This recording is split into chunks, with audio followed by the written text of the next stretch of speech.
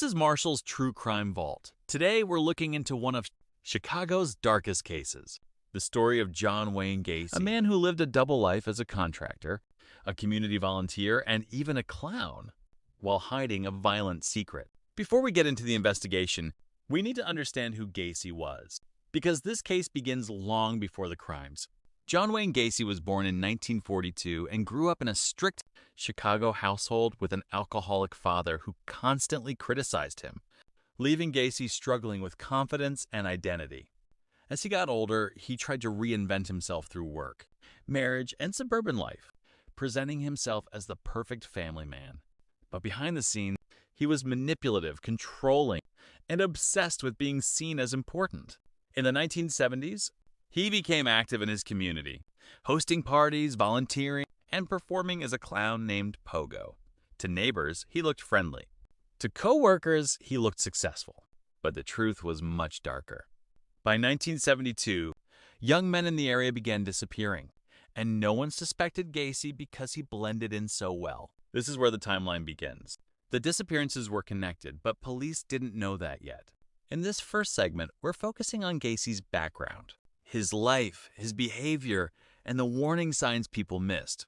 This is the foundation of the case where everything starts, and how one man fooled an entire community. By the early 1970s, young men across Chicago were disappearing, quietly, suddenly, and without a trace. No one knew it yet, but a pattern was forming, one that pointed straight to John Wayne Gacy. The disappearances began slowly. A boy here, a teenager there. Police treated them as runaways, common for the era. But these weren't runaways. These were victims. Gacy targeted boys who trusted him. He offered rides, jobs, money, or simply a place to hang out. He blended in so well that no one suspected the danger behind his smile. In the 1970s, missing teenage boys rarely triggered major investigations. Without witnesses, without bodies, and without obvious crime scenes, the cases stalled instantly. As the years passed, the disappearances grew more frequent. Different neighborhoods, different backgrounds, same age range, same sudden vanishing. While boys were disappearing, Gacy was living a normal public life, running his contracting business, hosting parties, volunteering in politics, and performing as Pogo the Clown. Behind the facade, Gacy was building something horrifying. His crawlspace became a graveyard, a hidden world no one imagined existed beneath his home. Parents begged police for answers. They posted flyers. They searched neighborhoods. But every lead went cold.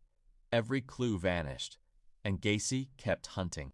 By 1977, the number of missing boys was impossible to ignore. Chicago was changing. Fear was spreading.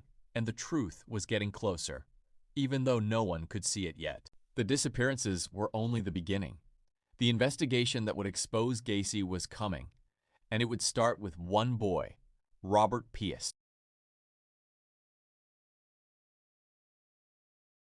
Part 2 of Clown Killer of Chicago begins with the disappearance of 15-year-old Robert Piest. His case was different. His family pushed hard.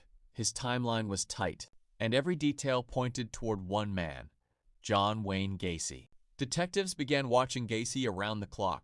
They followed him through Chicago, documenting every move he made. The longer they watched, the more his calm public image started to crack. He drove for hours without direction.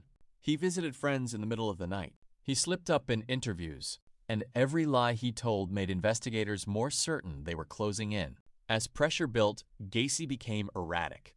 He confronted officers. He rambled about being framed. He told stories that didn't match the evidence. Detectives knew something was wrong, but they still didn't know how deep it went. On December 21st, everything broke. Police stopped Gacy on the road after hours of surveillance. He didn't fight. He didn't argue. He simply said, "You're all trying to get me."